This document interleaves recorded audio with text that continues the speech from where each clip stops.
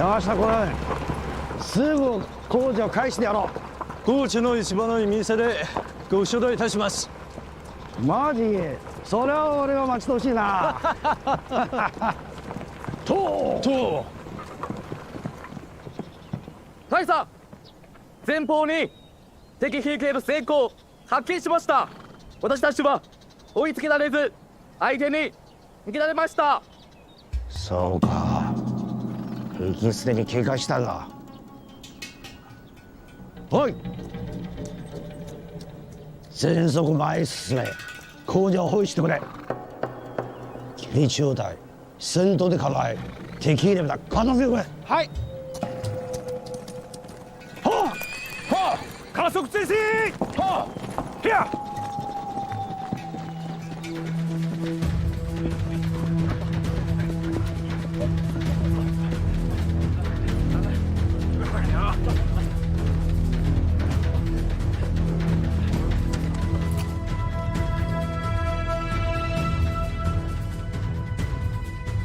一中队和骑兵连跟着我作为预备队，随时准备对于突入城内的敌人进行反击，把他们压回去。是，好了。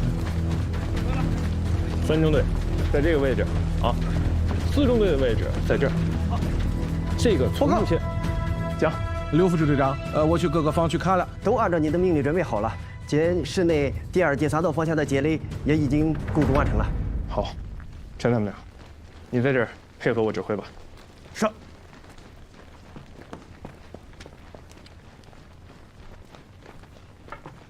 刘副支队长，政府和民众的疏散工作已经完成，我们几个要求参加战斗，请给我们分配任务。你们3个都不能参加战斗，立即跟随张科长撤离。啊！你叫我骑马射击，就是为了让我撤离？想要参加战斗，你会这些远远不够。如果我同意你们参加战斗，就是在给部队增加伤亡名额。报告刘副支队长。城东1州方向发现日军，距离大约6、7里，人数约有2000多人，有罗马牵引的920式步兵炮4门，汽车牵引的41式野炮4门，还有一个骑兵中队。你是看见的时候距离6、7里，还是现在的距离？是看见的时候。我知道了，通知你们侦察兵马上归队。是。敌人来的不少啊！敌人这次来的是2个步兵大队，还有连队配属的野炮中队也出动了。我还以为春天连队会倾巢出动呢，没想到就这么点兵，还想打下我们故城，简直是痴心妄想。那既然敌人来了这么多，就让我们留下吧，我们肯定不会添麻烦。我说了，马上执行我的命令，马上撤离，拒不执行命令，你们知道后果的。楚梅，你说说，他不会改口的。楚梅，王爷，我觉得北松说的有道理，咱们走吧。再晚了走不了了，啊！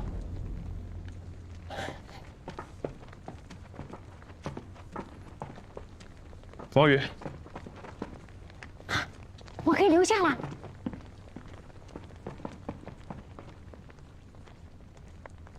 这个小包给你，打完仗之后还给我。你怎么不让楚梅给你拿着呀？马上收场。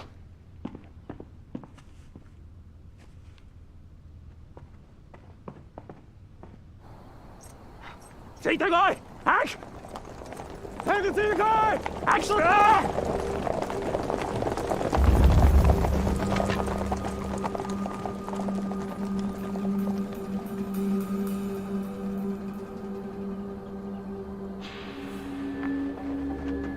别起来，别起来，别看低点，低点，拿耳朵听。走了吧。太悬了，我差点就让鬼子发现。哪有咱们动得快？你们2个怎么回事啊？说好的一起战斗的。白松是我哥，我知道他那脾气，话说死了他不会改的。传达秘书，你呢？我什么呀？我这个要战什么斗啊？那不给人家添乱吗？咱们战斗是3个不合格的兵，留在那什么作用也没有，咱们出去发挥更大的作用。咱们现在最重要就是找到周政委还有彭支队长。把古城的情况给他们汇报。我看了一下哈，北边啊，就是他们从山东回来的必经之路，咱们抓紧跟他们会合，走。走吧，走。哎，来，扶着扶着。注意安全，小心敌情。注意安全啊！注意安全啊，小心啊！4门920步兵炮，2门411式野炮，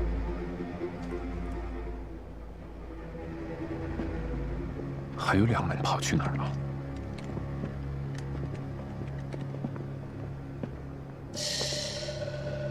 二中队长，啊！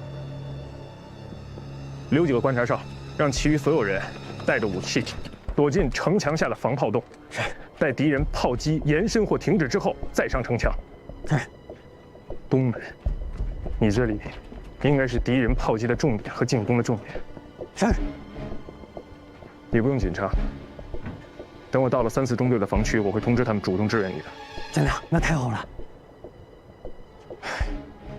没有远程武器，就这么眼睁睁地看着敌人光天化日之下大摇大摆地布置炮阵地，我们一点办法都没有。坚持到底，安排人去夺两台炮阵地。可以进行，但是计划要周全，敌人也不是傻子。刘副支队长，请放心，保证完成。我再去别的地方看。是。通知所有排长到这里集合。撤！撤！撤！撤！撤！这，这，哎，来了来了，走，周政委，周政委，何支队长，哎，小心。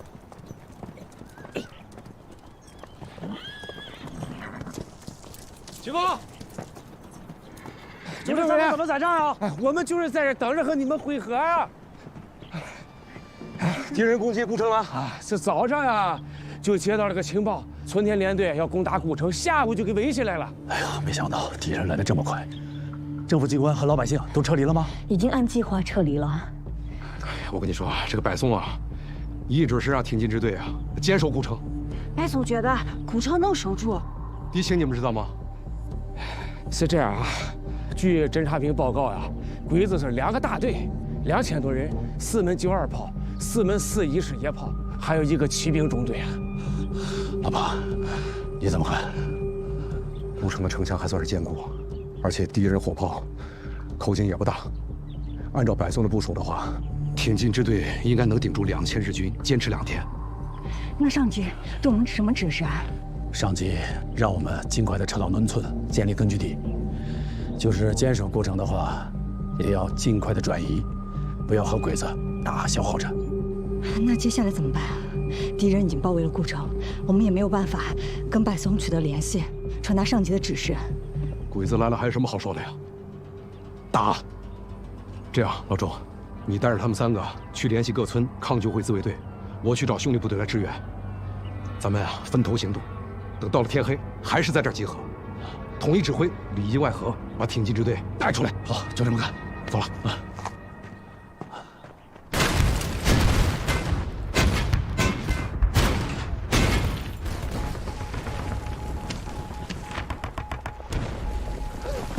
前面情况怎么样？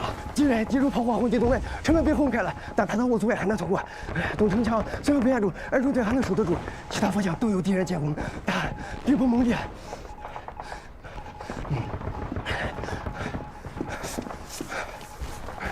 刘副支队长，该我们了吧？等着，别问来问去的。是。还没有发现敌人另外2门411式野炮吧？我安排了各方面指挥员注意观察，一直没发现那2枚炮。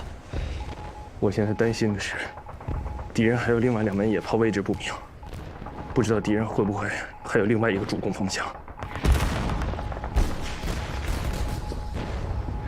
连部电话都没有，指挥起来真困难。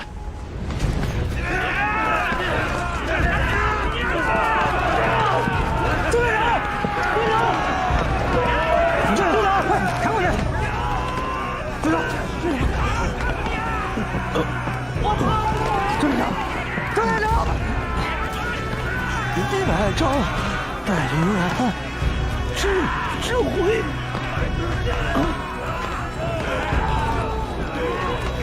好，兄弟，听我指挥，3排4来跟我上！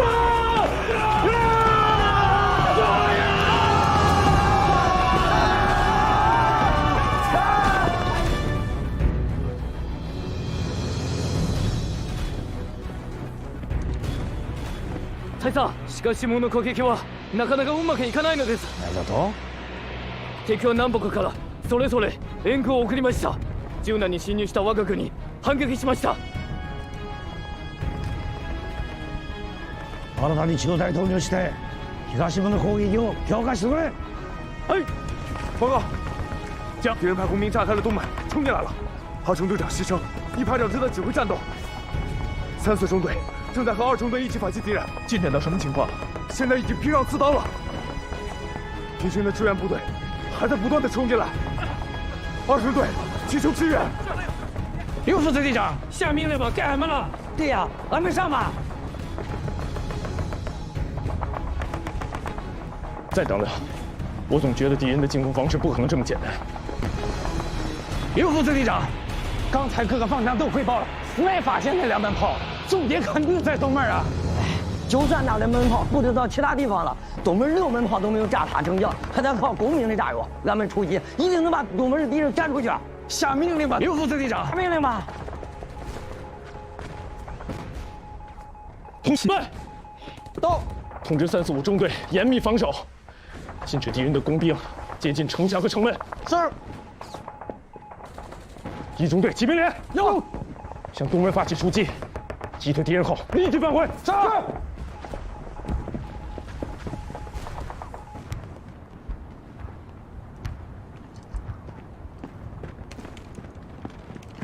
連隊長殿、敵の10隊と60名ほどの騎兵が鹿島に増援しています。支援を要請します。 なるほど。命令。まず東島にいる部隊を安全地帯に停滞し、砲兵をすぐ開始、攻撃開始してくれ。したがって敵の援軍を停滞する道を操作し、それで西部の攻撃を直ちに開始してくれ。はい。用意。発砲。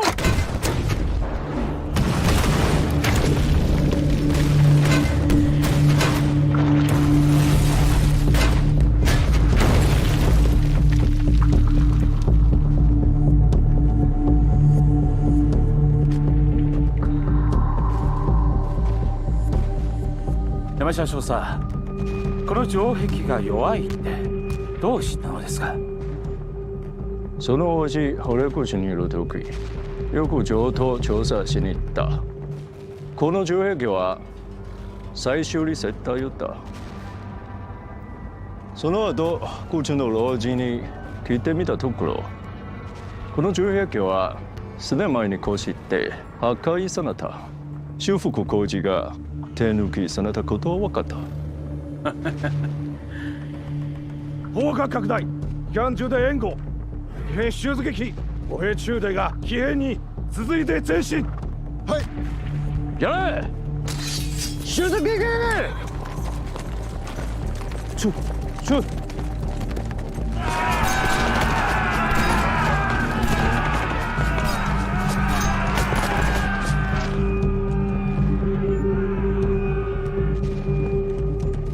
連隊長殿、石川の部隊が城内に侵入しました。東島の攻撃を再び開始してくれ。はい。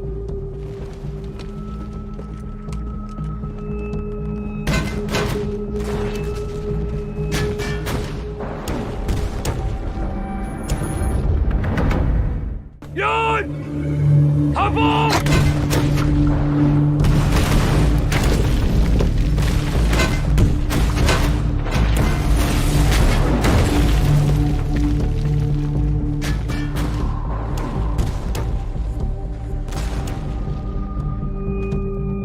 太狡猾了！他们怎么知道西边这段城墙不结实？狡猾？我看还是我们太马虎了。一会儿我要当面质问这个5中队长，为什么当时修筑工事的时候没有告诉西州娘这个问题，导致破坏了我们整个防御计划？刘副支队长，刘副支队长，你受伤了？严重吗？没事。1中队，你那边还有多少人？我还剩了120兵力，加上乘航员，还有121，已经推到最后防线了。其他中队呢？3中队还有60个能打的，2中队还有30个能打的，和3中队在一块儿。骑兵连，俺们还有21匹战马，23个战士。5中队长呢？4中队长、5中队长都牺牲了，2中队就剩下40多个人，在4中队2排长的指挥下，守在西边的第2道防线。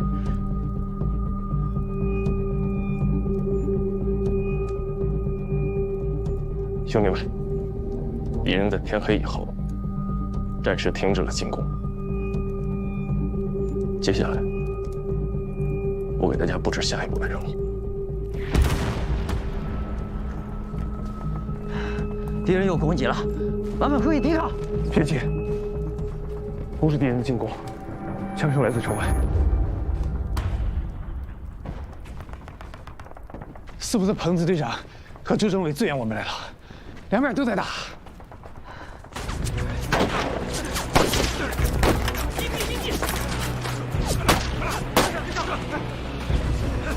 快速隐蔽！彭队长，俺把鬼子引过来了。好，准备战斗。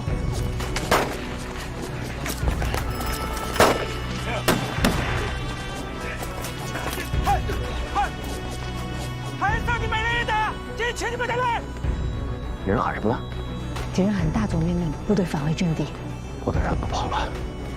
高连长，打破这口敌人，让我从邯郸的城墙冲进去，跟挺进支队会合。是，同志们跟我出！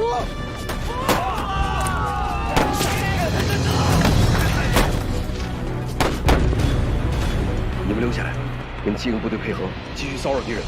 好，你们几个保护好他们。是。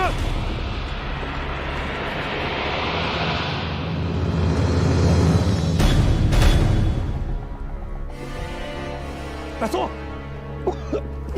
是人。对。飞。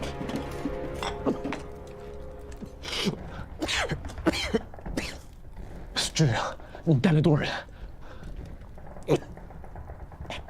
独立二团给了我280个人，我带了1个连冲进来，现在外边还有2个连接应。就这么少人，我还以为独立二团也很困难，能给我们这些人已经很不容易了。咱们现在要马上组织部队突围。挺进支队现在还有多少人？300人，100多伤员。什么？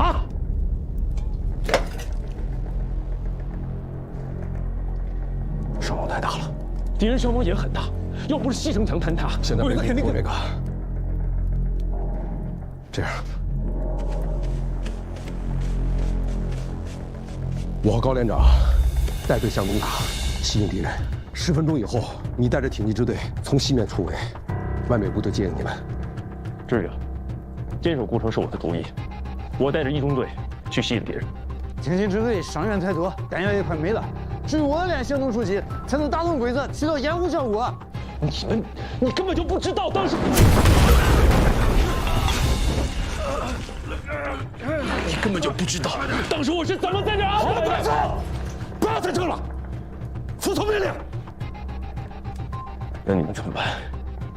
放心吧，孤军突围，我朋友经历的多了。警卫排还是健全的，跟着你们，服从服从。好，所有人听令，马上行动。是。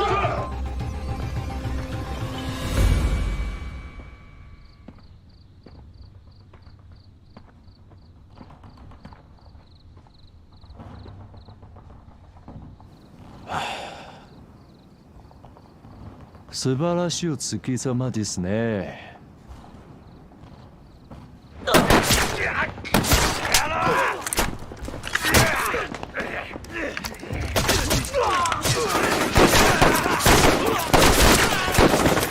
跟上！跟上！收集弹药。是。高连长，我和金勇快留下，拖住敌人。你带上其他人，还有这几个伤员，赶紧撤，跟白总会合。我怎么能把孙少留下？让我留下吧。我还是不是你所长了？我手下点地形，我有办法出去。没时间了，服从命令。是。带上所有弹留下。是。是。好。是。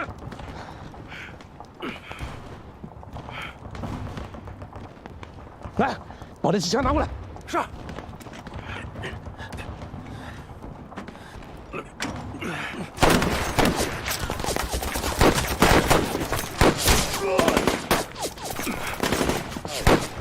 我是挺进支队刘百松，你们是哪个部分的？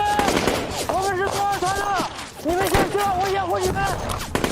多少团？部队，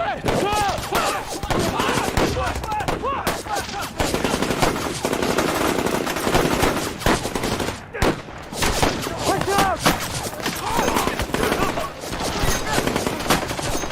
快撤！快点！队长！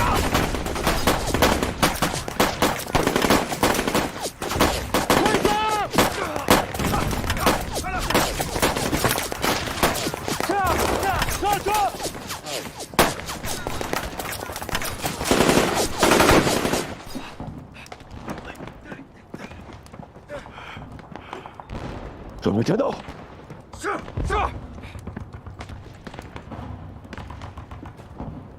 打！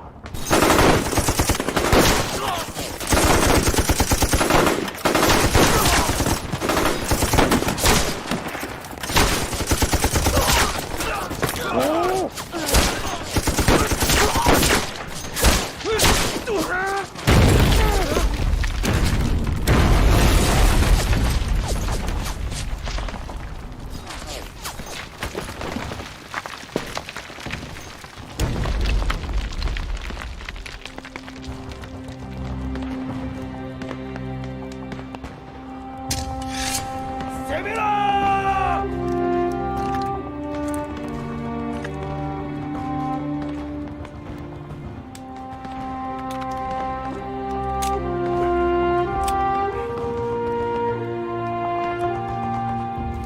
喂，きちんと操作しろ。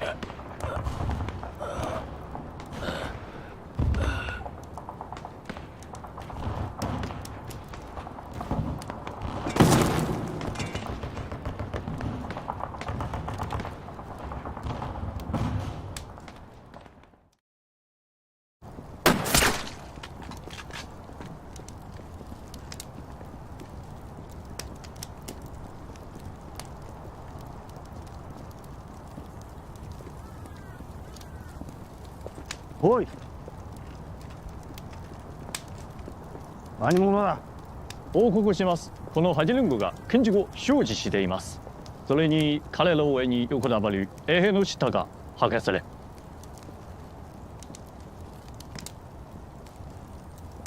俺知ってるよ。彼はポヨンと申します。高ちゃん、提信してるの手帳だ。俺の情報官は俺に彼の写真を見たことある。マジ。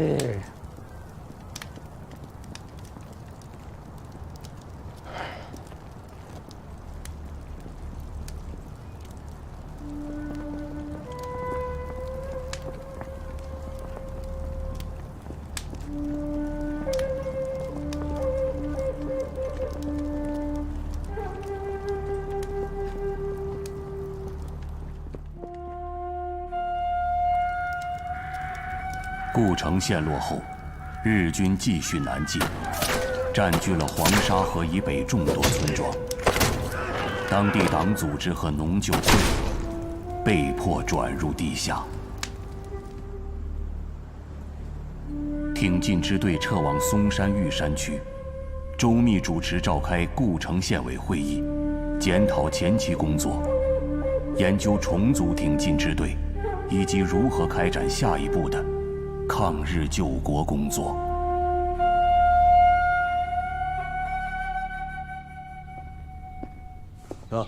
大叔，我来给你介绍一下，这位是芦苏战区的联络官韩刚。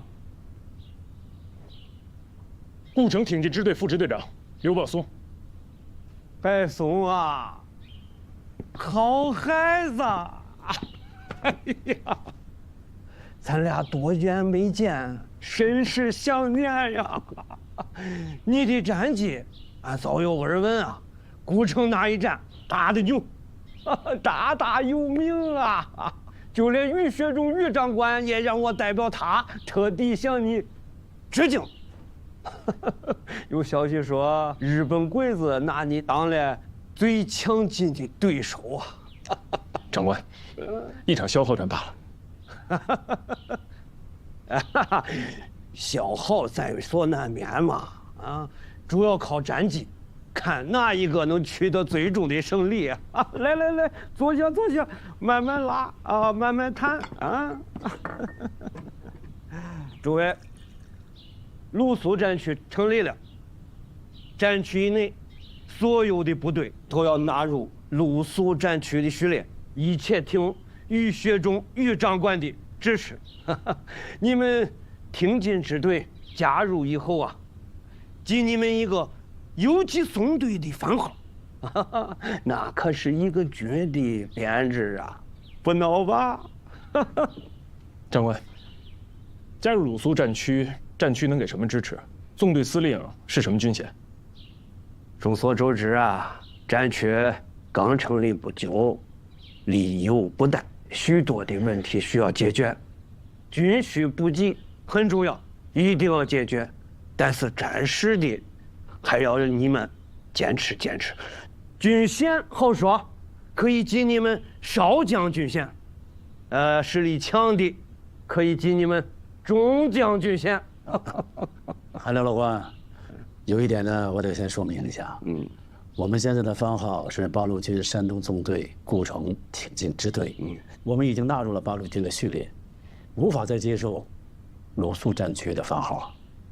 据我所知，八路军隶属第2战区，作战区域晋察绥，为什么跑到山东来啊？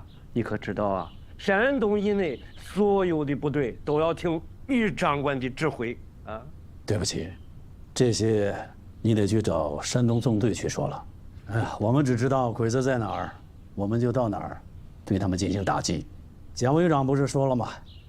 战端一开，那就是地无分南北，人无分老幼，无论何人，皆抱有守土抗战之责任，皆抱定牺牲一切之决心呢。长官，于长官还有什么指示？于长官指示，既然抗战，你们共产党拉起的队伍打鬼子就好了，组织政府不必了。你可知道啊？军队抓政权，那可有地方割据的嫌疑啊！我想请问一下联络员啊，那你这次来给我们带来了多少钱饷？多少粮草，多少军需弹药啊？你刚才没听清楚吧？战区刚刚成立不久啊，力有不逮嘛，暂时还要坚持坚持啊。那你这没有统一供给，又不让我们组织政府，我们如何抗日啊？有了正规的番号，你们就可以联络省政府和陈守正的地方政府。解决这个军需供给的问题嘛。孙玉林已经有了新编第7师的番号，秦梦龙接受了再编第27师的番号，就连李少棠也有了咱编第50的番号，你们有什么不可接受的呀？长官，李少棠是土匪，前不久刚接受了日本皇协军第5团的番号，成了汉奸。孙玉林也不是什么好东西，眼看着马上成了汉奸。长官，看来你们的番号也不怎么值钱嘛。白松啊，有所不知，这个李少棠，日军多次命令他骚扰我军部队，他拒绝了；又派教官整顿他们的部队，他们也拒绝了。就因为这个，小鬼子断了他们的供给啊！他这叫狡猾自保，根本不是真心抗日。那也比继续当皇协军强多了。长官，白松，袁老官，据我们所知呢，陈守正的政府只给孙玉林拨饷，连齐梦龙他都不管，更不要说我们了。所以，为了抗日，我们必须得有自己的政府。好，良禽择木而栖，良将择主而事啊。你们的态度我了解了，于长官的指示我也传达了。今天到此为止啊。好，告辞告辞啊。我借你们刘白松副支队长用一用，有几句家乡话啊，咱拉一拉。我送你。不送不送啊。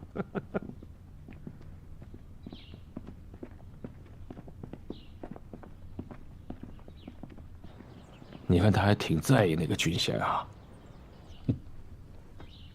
从顾城撤出来以后，他情绪一直都不高，老在那块说我们的装备武器不行，我们打不了日本鬼子，要打只能靠国军，只能靠英美苏联的支持，不然想打日本鬼子是不可能的。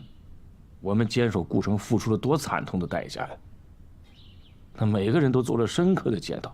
你看他这轻描淡写的，一带而过了。这刘百松呢，抗战的决心非常的坚决，而且他和日本人有杀父之仇，在军事上他也有一套。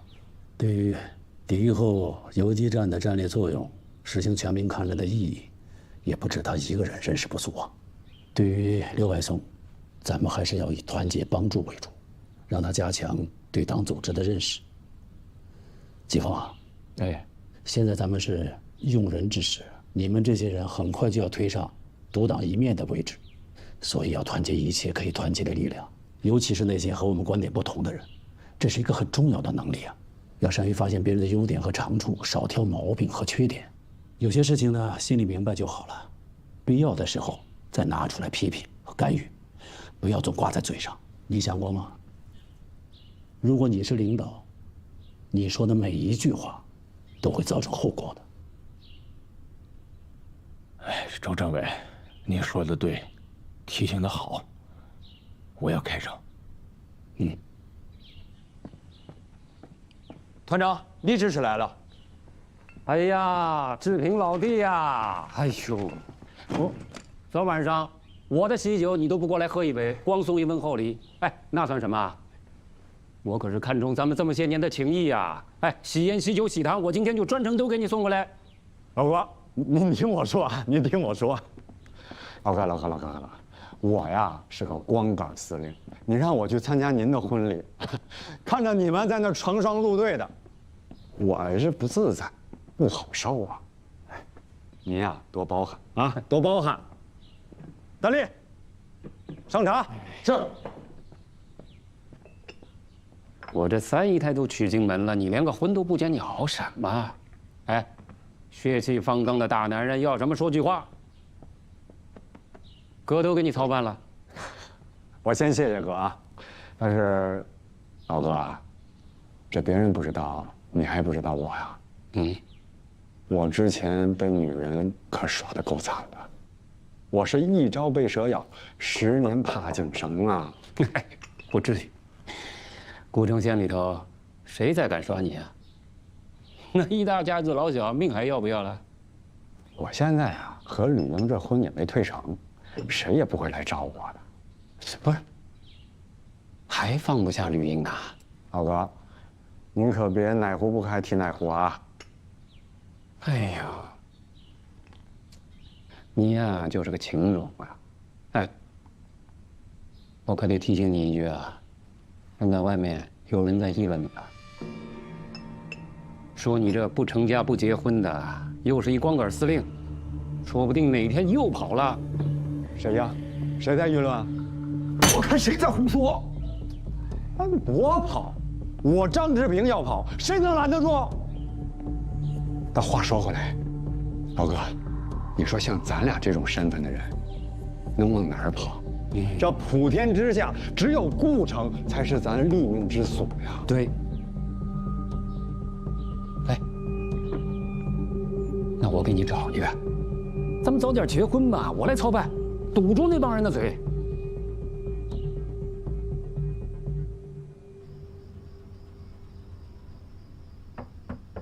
妮儿，睡了吗？啊，还没睡嘞。恁进来吧，爹。俺大爷进来了啊。恁这么晚还没睡啊？没。哎呀，妮儿啊，爹很少进你的闺房。啊。哎，俺来呢，是要跟你商量商量。张家这个婚事啊，还是推了吧。俺张官夫人俺去说了，他也没说一定不能退，毕竟错不在咱嘛。啊。爹。哎。你来找俺就是跟俺说这个？俺最不愿意说的就是这个事儿。不是，不爱说也得说呀，是吧？你不能再耽误了啊！你说，张热平那要在城里，万一他找了、杀了你，那就做难了嘛。他敢！俺跟他说过，俺俩定的是生死契，只要是人活着，就不许找别人。你喊什么啊？他人在城里，又有日本人在啊，他真是干点么？你管得住吗？哎呀，行了，俺不想说了，你快走吧。不说也得说呀。哎呀，睡觉了，这么晚了，你说什么说呀？你敢说没？俺是睡不说呀。哎呀，你睡，我要睡觉了。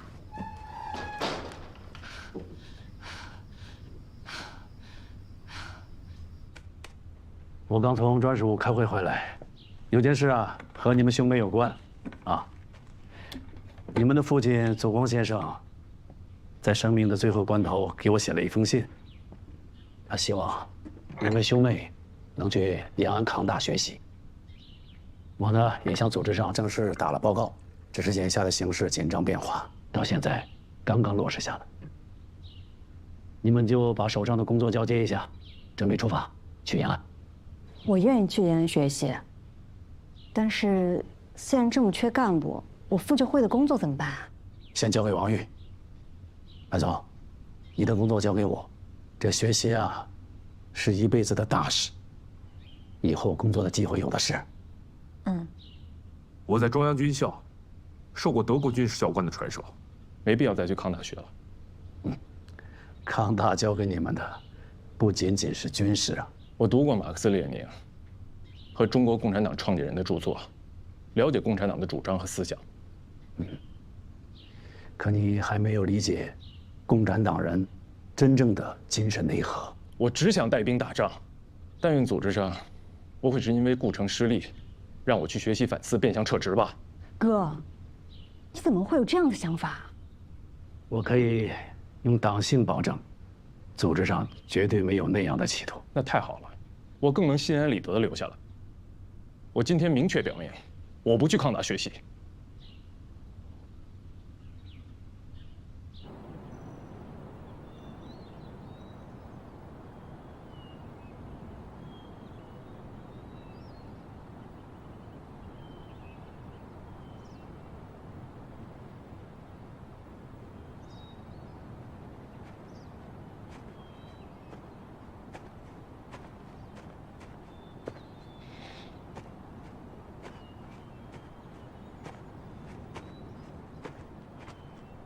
你怎么在这儿坐着？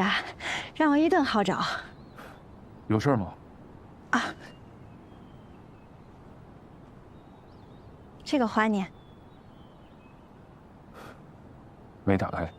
那当然，你的东西啊，我只有保管权。或许以后有机会，我会把里面东西送给你。那你早说，我就打开看看了。你这不是吊我胃口吗？要不然，你现在就打开，让我看看吧。以后吧，现在没心情。被批评，高兴了？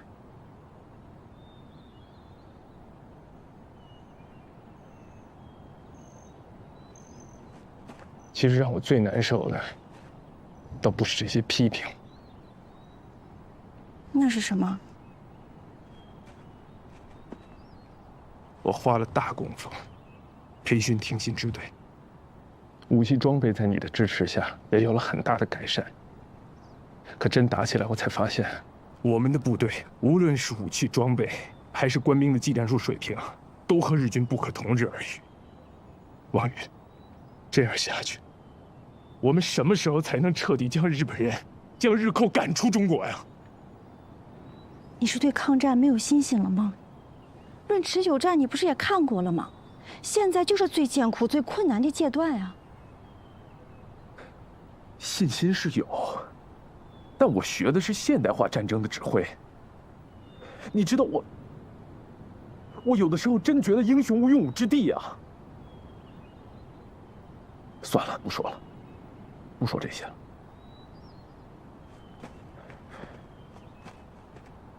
我要向你道个歉。向我道什么歉呀？你又不欠我的。欠大了。没有啊。我这一仗，把你的家产都打光，还不应该给你道个歉？张启旺，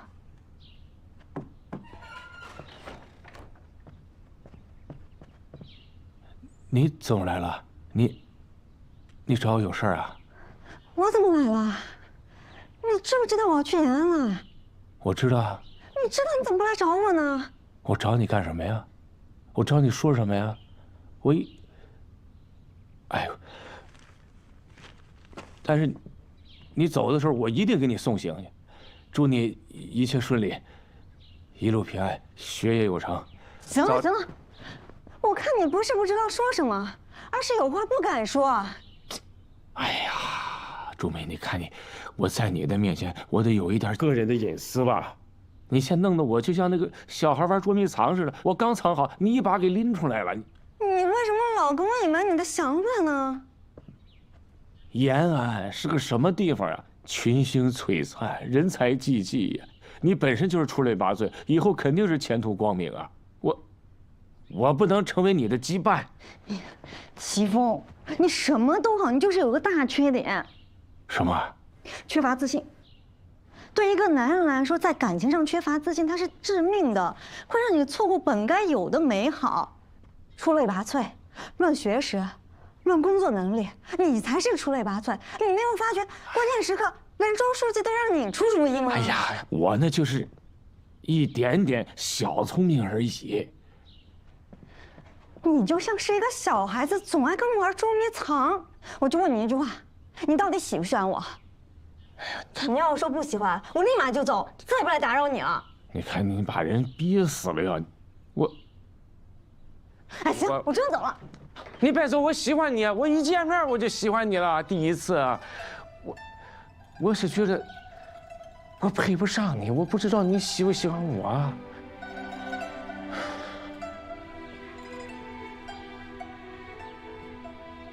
我总算把你从躲猫猫的地方给拎出来了。不管你相不相信，我要郑重的告诉你，我也喜欢你，我是真心的。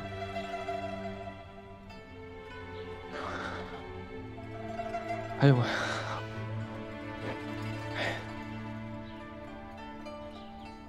真的吗？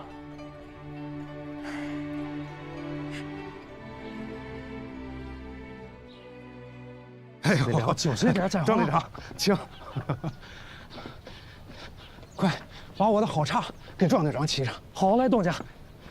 庄队长有日子没回来了，以后我得常回来看看。我回来看看，看什么？几间破房子没法住了，几亩薄田也租不出几个钱来。爹娘早都搬去了城里，大王庄早就不是我的家了。那，您这次带这么多兵来，有何贵干啊？皇军要在黄沙河以北建立据点，防范河南的流寇。我说马蹄固是个好地方，皇军听我的，就来了。我听说你现在是王氏的族长啊？对，族人推选，不得不勉为其难。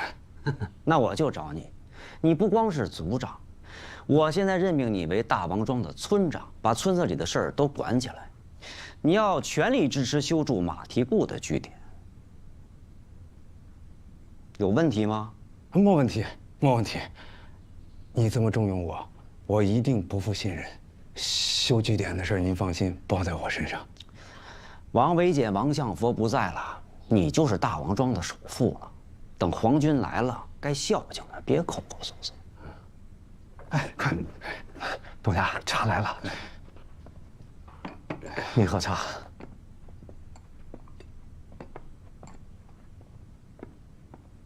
要说首富啊，我可不敢当。王相佛的家产，800亩好地，大宅院，还有好多油坊，都卖给别人了，人家才是首富。谁这么有钱呀？顾城四海钱庄祝老板。按说吧，王相佛的地，族人有权先收购，我也想买。可是呢，祝老板和刘祖光的政府关系近呐，王相佛的闺女也是城里的官儿，咱惹不起，只好看着他把村里的地卖给外人。现在不是我们回来了吗？我就是想和您说这件事情。哦，我可不是瞧不起你城里的买卖啊，可是有土地更实用，啥时候都跑不了。有地就有粮，有租子就有收入，稳赚不赔。说的不错。那和我有啥关系啊？我的意思是说，你能不能帮我把王相佛的家产收回来？这样你也可以有一大片田产。王相佛的宅院可不止一处，到时候你在乡下也可以有个住处，比城里宽敞多了。行，我可以帮，我就要王相佛的大宅子，外加300亩地。咱先说好了，我可没什么钱。城里是有买卖，可是这开销也大呀。300亩，不合适吧？合适，合适。行，我答应。钱的事你不用担心，搞好了，您1分钱不用出，我也出不了多少。说说吧，怎么搞？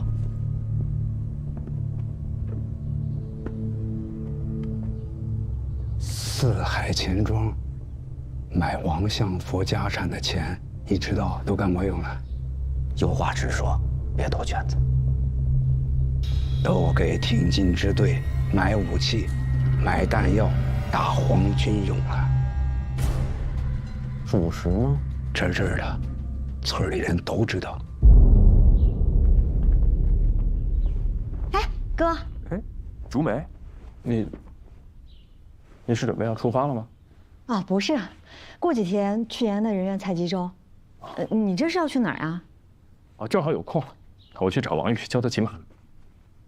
哥，你对王玉是认真的吧？他可是我最好的朋友。当然，我可不是那种滥情的人，要不我在南京待了这么多年，也不可能到现在还单身。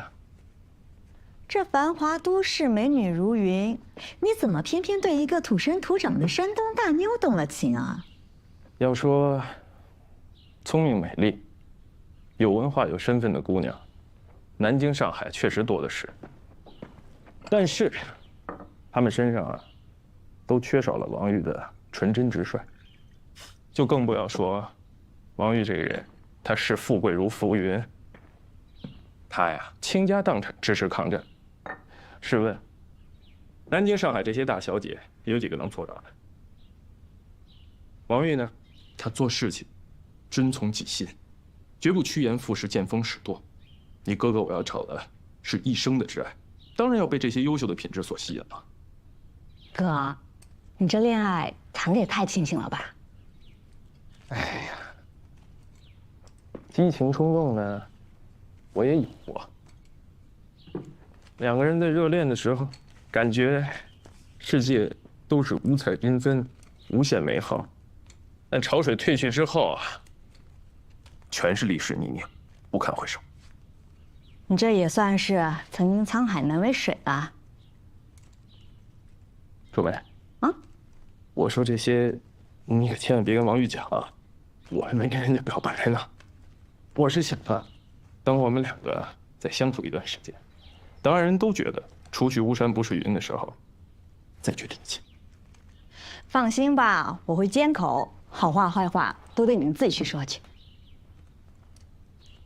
你呢？跟庄奇峰怎么样了？临别时总算是跟我挑明了。庄奇峰这个人啊，什么都好，就是少了点男人的强悍。你找我不会就说这些吧？哦，不是，听说那天战区的联络官带来了蔡老伯的口信，都说什么了呀？你还挺敏感的。蔡老伯是父亲生前的挚友，对咱们二人也是视如己出。他希望在父亲牺牲之后，能够亲自照顾我们兄妹二人，希望我们一起去重庆，由他推荐在国军国府里就任合适的职位。哥，你不去延安，不会是想去重庆吧？我有点心动，但现在不会走的，放心吧。走了啊！哎，哥，哥，你可不能动摇。叶临终的时候嘱咐我们，一定要跟着共产党走。挺进支队刚刚说了错，急需要有人手恢复。彭支队长也牺牲了，如果没有彭支队长的话，你和挺进支队的都回不来了。你可不能对不起爹，还有彭支队长。朱妹，要不是因为父亲和彭勇，还有你跟王玉，我就答应蔡老伯了。周政委还有挺进支队的战友们都不希望你离开。开会的时候唇枪舌剑的攻击我，我可没有这种感觉。这是咱们八路军的好传统，在我党会议上，大家互相批评指正，对自己的认识才会更加的深刻。再说了，大家对你的指挥能力也是认可的，也指出了这一次的失利并不是你一个人的责任呀。好了好了，就别跟我聊什么党派的事儿了。我在南京的时候也是不参加任何党派活动的，军人就是为国家服务的。哥，国家和政党是分不开的，政党的优劣会决定国家的兴衰。好了，朱梅，就别再给我上思想政治课了。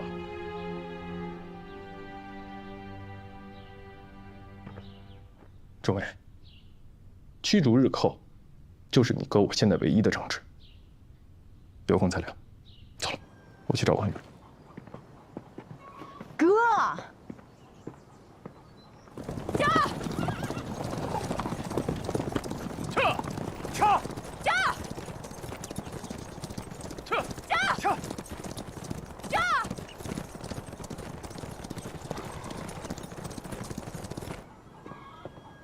那屋里，屋里。周书记啊，对呀，你怎么过来了？俺怎么过来了？关上。俺让你好老周算账，你们让这平能差钱的，俺答应了。俺寻思他打下了古城，那你老公就没人拿着俺家媳妇了。可现在了，古城又丢了，这平回不来，俺爹还要给俺退婚。那城里回来的人说，天天都有人给志平捉媒呀。那你们说俺怎么办呀？啊！俺跟你们说，俺这辈子非他不嫁，他也非俺不娶。俺要不是没办法了，俺才不来找你俩呢。哎，李姑娘，别着急啊！来，坐下来，静一静。能不急吗？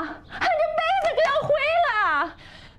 水俺不喝，饭俺也不吃，觉俺也不睡，俺就在这儿等，俺就等着你们把张志平给俺找回来。志平要是不回来呀，俺就不走了。刘姑娘，你说的这个的确是大事，是很重要的大事。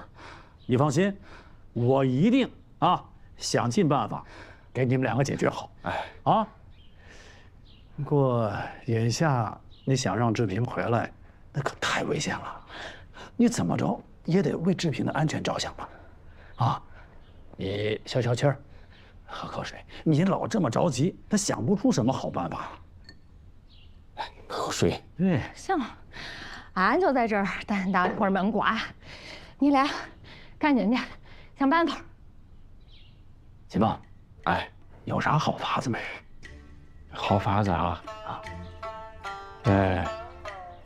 这事肯定得解决。对，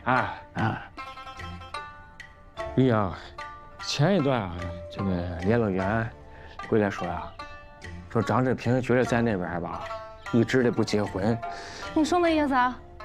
你什么意思？张志平也着急结婚？他跟谁呀？你说他跟谁结婚？我没说完。那你说。好，你能不能先坐下？你这样，你看我怎么讲话？你坐，我跟你说，好不好？你别急呀你。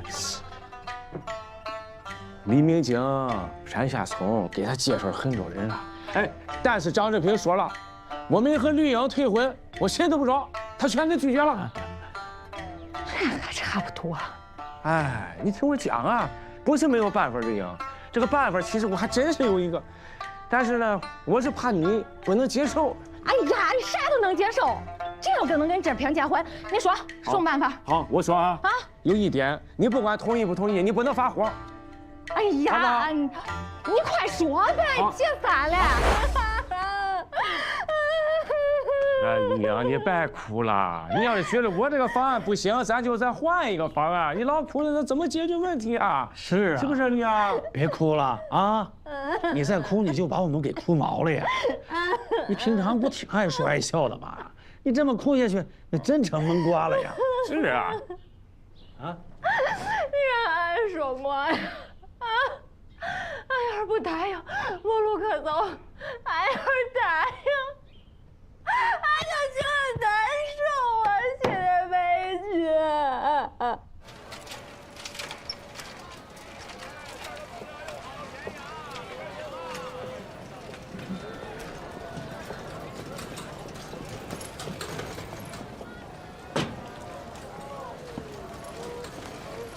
谢谢娄总。伙计，赵团长，你来了，今天有点什么？老样子，包总秘在哪儿？给一姐，早都给你准备好了。早就给我准备好了。你这个小机灵鬼行，钱给你。赵团长，你在柜上还有钱？还有钱啊？你看我这个脑子。对了，赵团长，这是我们老板特意交代，一定要给你济南新到的驴肚糕，让你尝尝。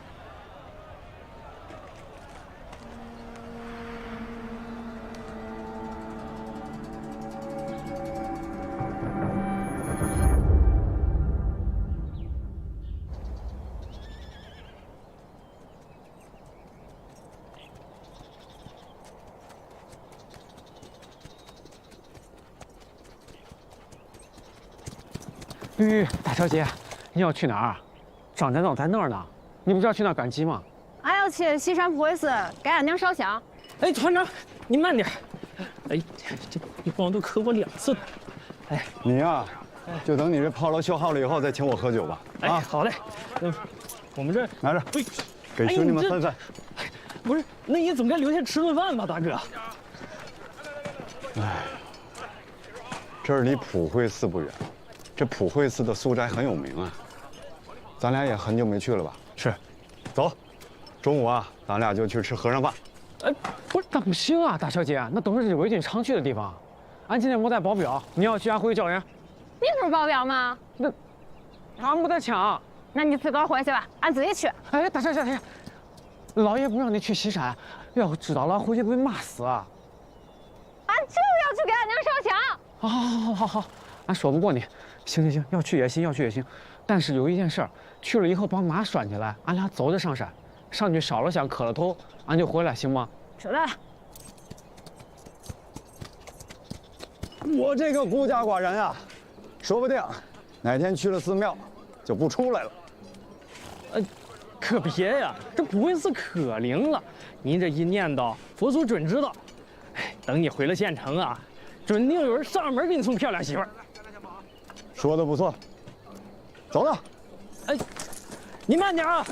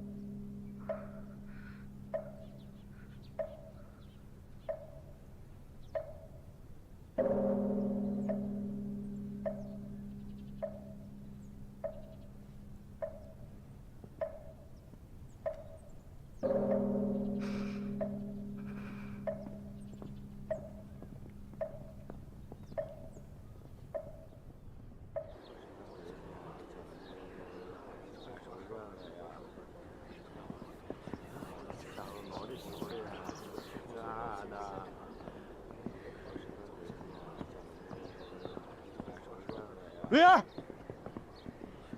哎，大小姐，快走啊，快走啊，大小姐！哎，干什么？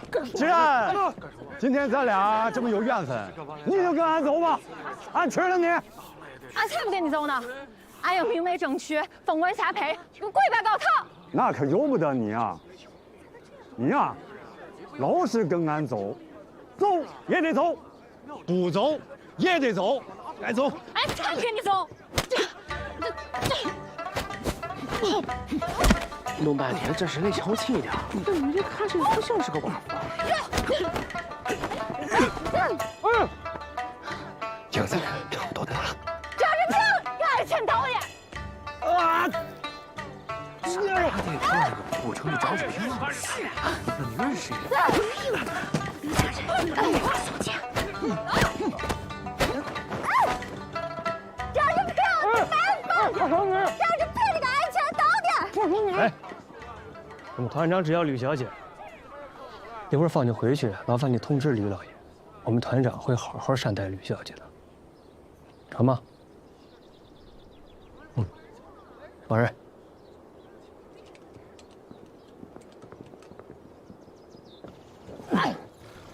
张志平，你放开！张志平，你个爱钱导演！张志平，你没良心！英子，你就不能消停消停啊？俺打不过你，还不能骂啊！你先别噻！张志平，你轻俺点！受委屈了啊！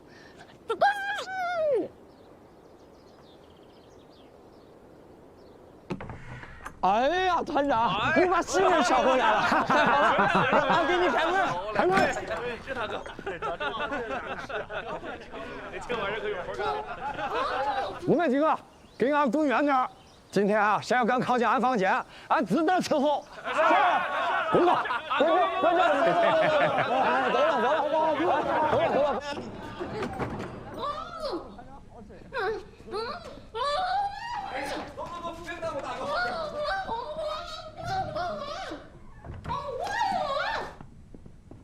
走了。好了，不用演戏了啊，安全了。你干我断嘴，你先别闪啊！哎呀，俺不是怕你手漏嘴吗？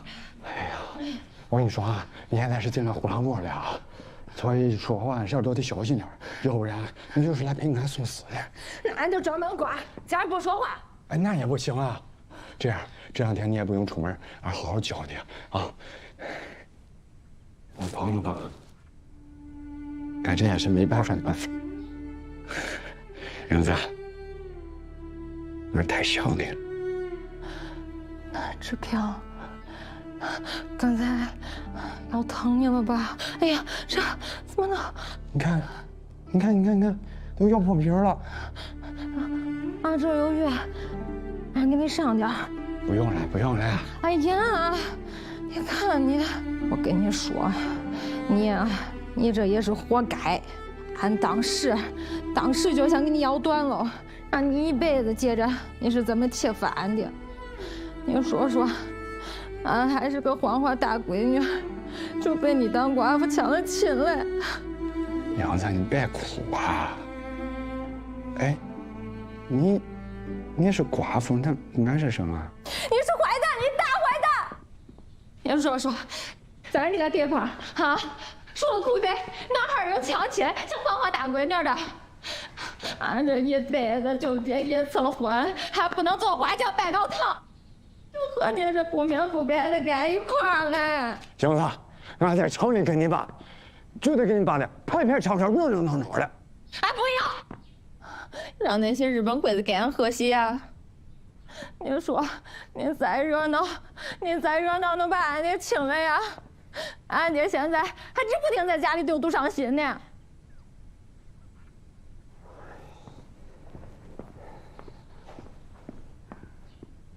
这样，英子，俺给你发誓，有一天咱回了张家庄绿芽寨，俺赶紧把全套的婚礼都给你补上，绝对一丝一毫都不差。你说的啊，你不许忘了，绝不会忘。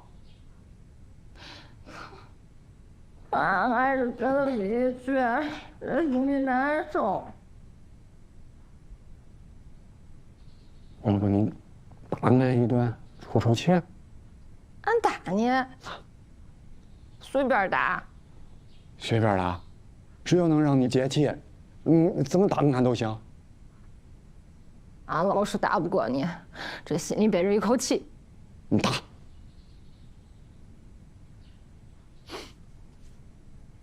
俺真打了啊！真的。俺真打了。真的。俺下不去手。俺也想见你，就是抢了来的。俺也愿意。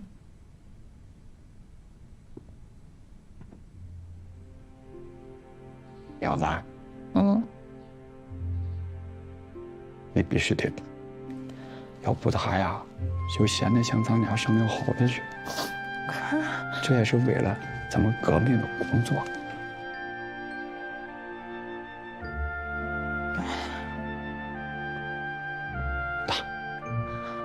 俺下不去手。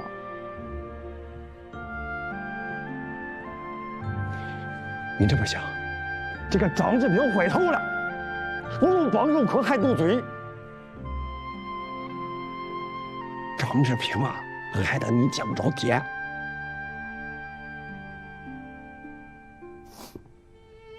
你是汉奸老婆。哎呦飞！那就你别说，俺是你老婆。哎，是。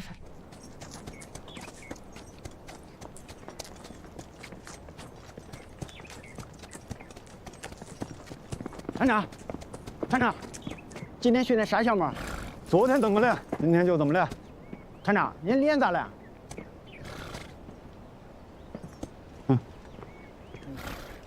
你说怎么了？没有。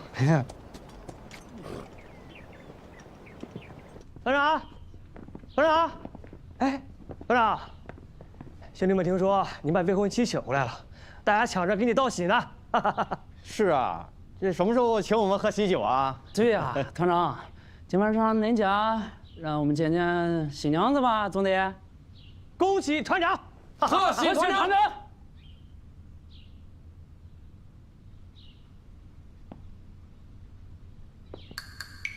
怎么停了？接着恭喜啊！团长，你这么厉害的功夫还能吃亏呢？就是啊，谁敢收咱团长，咱一块收拾他。对，团长，你说是哪个不长眼的干的？咱弄他去，弄他，弄走，别停下呀，走啊！两个狗东西，跑老子这儿演戏来了？有事没事？有事就说。没事我就回去了，那家里还有口子人，这一时半会儿没看到，说不定啊就把我家房子给点了。走了。保护官，替我请几天假，这几天我就不来了。是。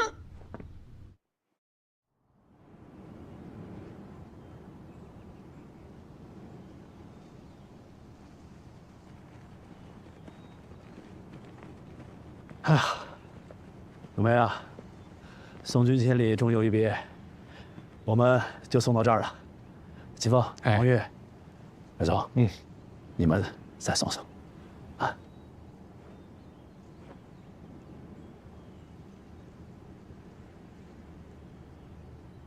在顾城的日子，是我这一生中最值得纪念的日子。谢你们大家来送我，我会回来的。冬梅，一路平安。哎，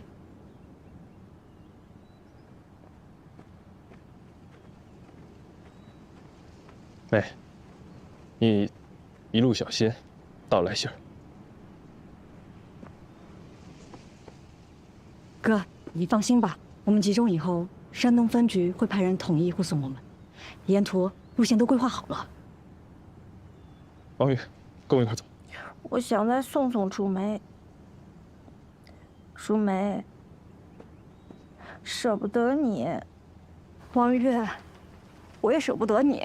从小到大，咱俩都没怎么分开过。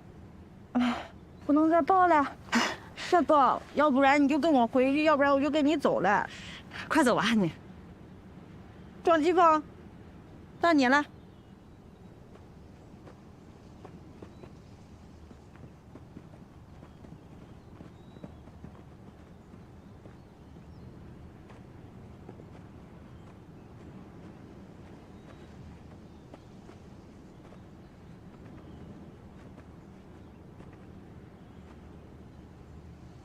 季风，你还有什么话想对我说吗？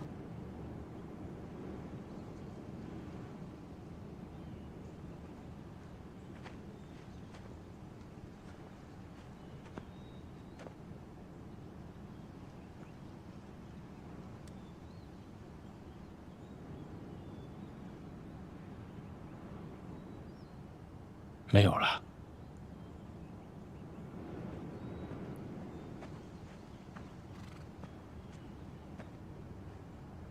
你是不是总感觉心头萦绕千言万语，开口时竟无从诉说呀？你怎么知道的？你说的太对了，你形容的太准确了，我就是这个感觉。我现在这个脑子里蹦出了一句诗词：自是浮生无可说，人间第一但离别。没那么惨吧？这可是王国维、奔扶桑的词作。我觉得你前途漫漫，有太多不确定性了。不管未来有多少不确定性，我的心不会变。齐风，我一定会回来的。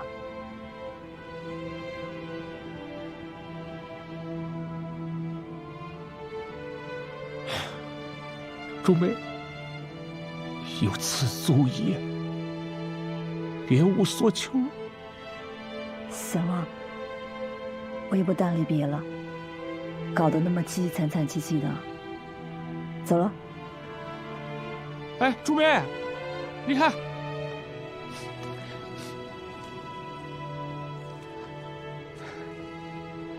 我这脑子里又蹦出一首诗词：花不尽，月无穷，两心同。